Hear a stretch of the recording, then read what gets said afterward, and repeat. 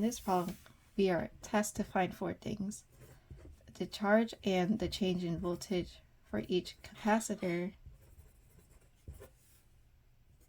the electric potential energy stored in each capacitor, the charge through the battery, and the work done by chemical EMF in battery. So we have a circuit drawn like this.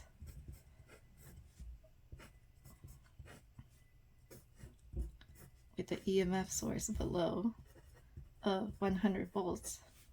This capacitor has 20 microfarads. This is 120 microfarads, and this is 40 microfarads. So right away we could simplify the circuit a bit.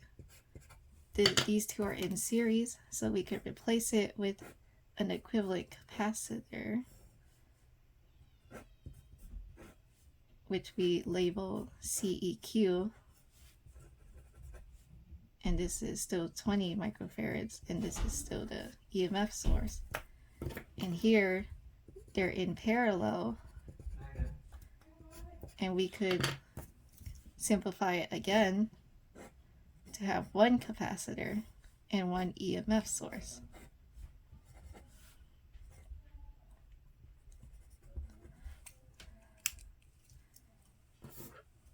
Now, to solve for CEQ and CEQ2, this one is in series, so it is CEQ is equal to 1 over the capacitor here plus the other capacitor in series, so 1 over 40 plus 1 over 120, which is equal to 4 over 120, and you take the reciprocal and you get 30 microfarads. So this is 30 microfarads. And to find CEQ, this is in parallel, so CEQ is equal to 30 plus 20, which is 50 microfarads. Now, let's actually start with C, so the Q through battery. We already have, in this really simple configuration of the circuit, we have one capacitor, one EMF, so it makes it really easy to find the change in voltage, which is 100.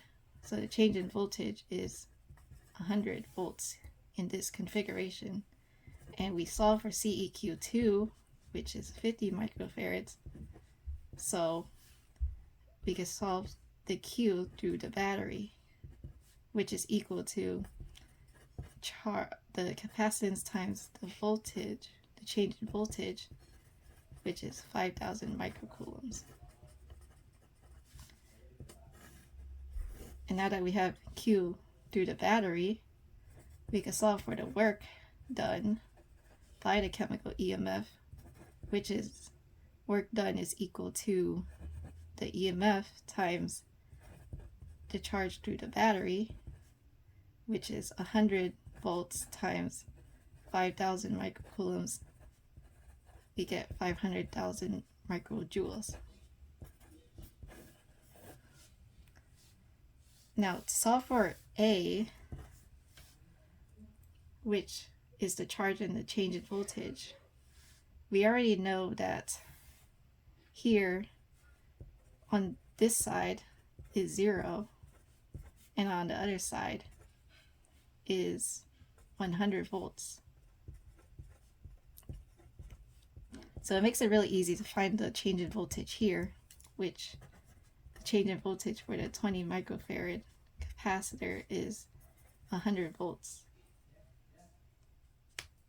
Now, to find the charge through the 20 microfarad capacitor, we know that the charge through the battery is 5,000 microcoulombs, so this is 5,000, but we have two paths where the charge will split. So how do we solve for that? So we already know that this is, so to solve for that, we'd use Q is equal to C times delta V for this specific capacitor. This is 20 microfarads times 100 volts, and we get 2,000 microcoulombs. So this is 2,000. 2,000 of the charge went here, so this must mean that 3,000 went through here. And if you remember, in a series, the charges in the series, the charge of the capacitors in the series are all the same.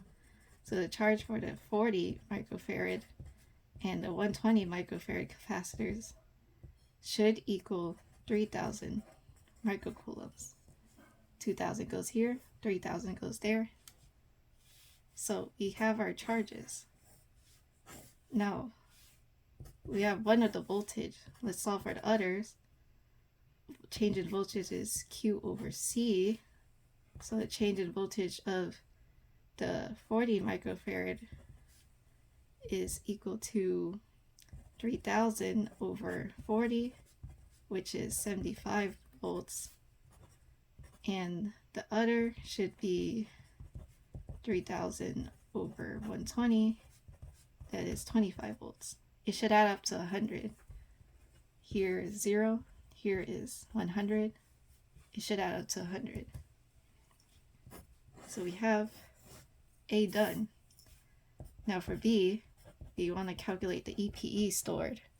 To find EPE, we could use multiple equations, but I'm going to use this equation. So let's just plug it in. The EPE for the 20 microfarad is equal to half 20 times 100, which is equal to 100 squared, which is equal to 100,000 microjoules. And the EP for the 40 microfarad is equal to half 40 times 75 squared, which is equal to 112,500 microjoules. And the EPE for the 120 microfarads is equal to half times 120 times 25 squared, which is equal to 37,500 microjoules.